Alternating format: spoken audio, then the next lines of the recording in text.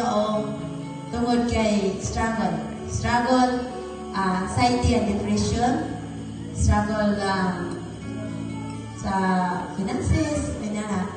And then, the moment that I connected in Jesus the Alpha and Omega through online, akong nadawatan ang kaayuhan o kabaguhan.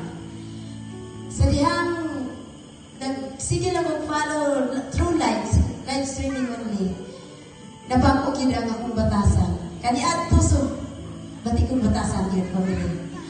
Bati yun akong batasan kay dili ko maayong wala kay boyfriend. Wala kay boyfriend. Pero sa diyang nakonay ko, nadinigalans ko.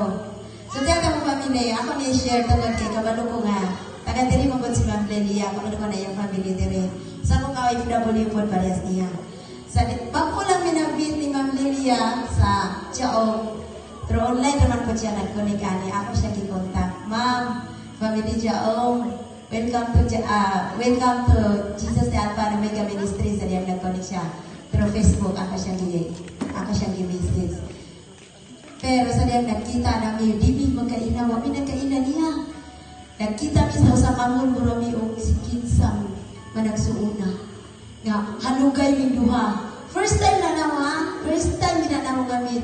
Niko, iba ang Espiritu sa taga-Jaong. Amen?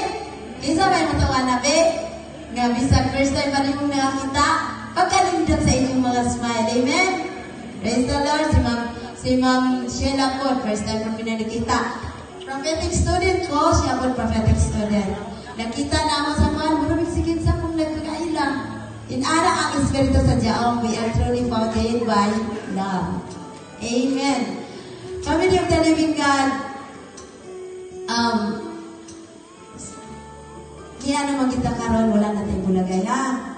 Kay kami bito sa gawas, please kayo itong family, kay ang naadari si Prophet, makita na to, kami sa gawas, talagsara kayo itong makaulitiri.